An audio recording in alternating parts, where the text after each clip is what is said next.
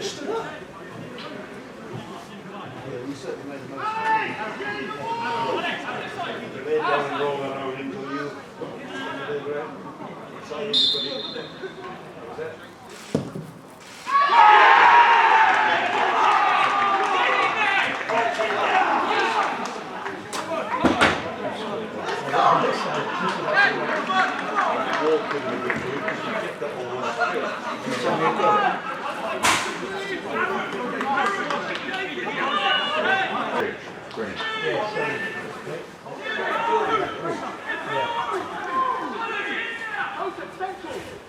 Thank you.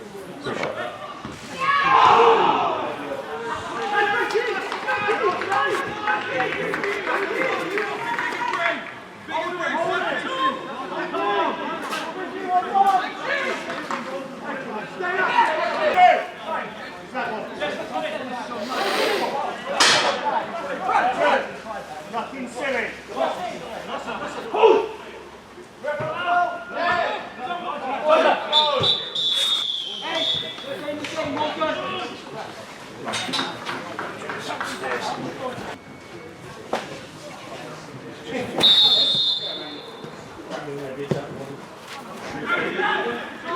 Yeah, that's right.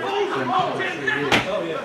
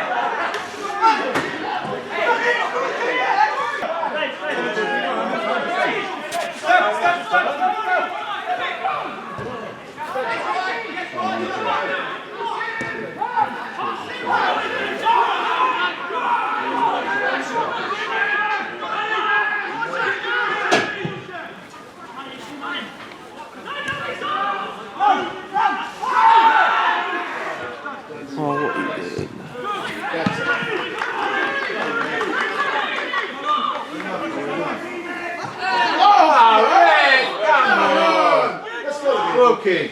Yeah. You're playing that for the first.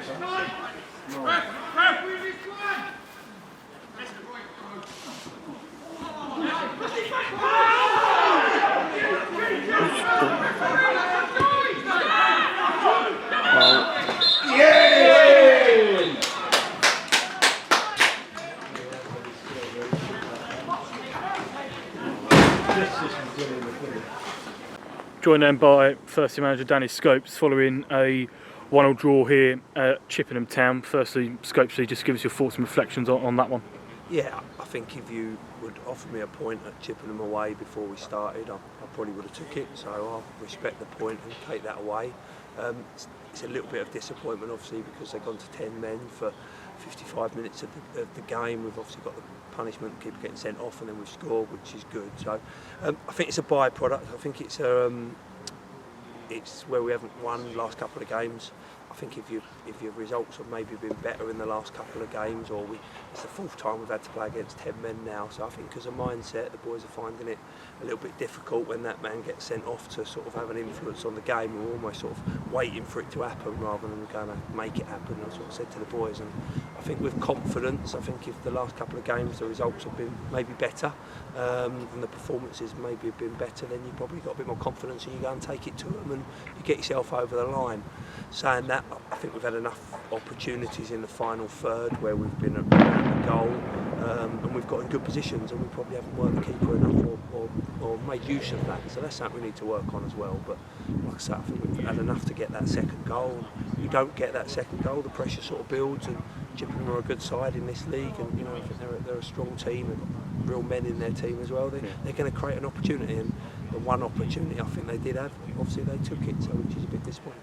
Obviously, you touched on it. We've played against four games this season that have had 10 men, or played up against 10 men for a considerable amount of time. What do you think is then just stopping us taking advantage of that? Extra man, or in last weekend's case, extra couple men.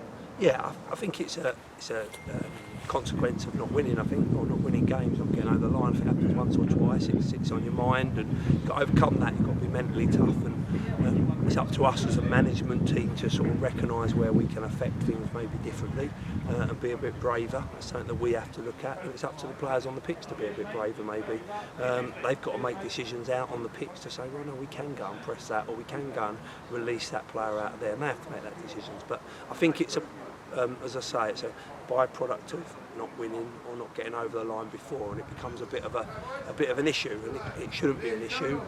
But I think with a couple of results and getting on the right side of a couple of results, it doesn't become an issue, and you grow in confidence and you go and oversee it. So, but like I said, I think we've created enough chances in the second half to, without actually working the keeper loads, and bear in mind it's a player in goal, and that's something we need to probably work on. So it's probably a little bit more frustrating, but as a result goes, take the point and try and move on from that. Obviously, there's been a couple of standout performances, certainly from my viewpoint from the side of the pitch. I thought James Blanchfield was superb, and really set up really the chance that got their keeper sent off, and the lights are slowly being turned off around us. We'll be plunged into darkness soon. How important was he creatively today, because he really did keep us ticking? Yeah, I thought we were good first half. I thought we were at it. It was scrappy, wasn't it? The ref made it scrappy by giving lots of fouls away. I thought they fouled quite a lot in the first half, and the ref gave them some, maybe not so fouls. But if that's the kind of ref, you do that, he's going to give them 3 points away, give fouls to the opposition. So they have to accept that. I was pleased with the performances.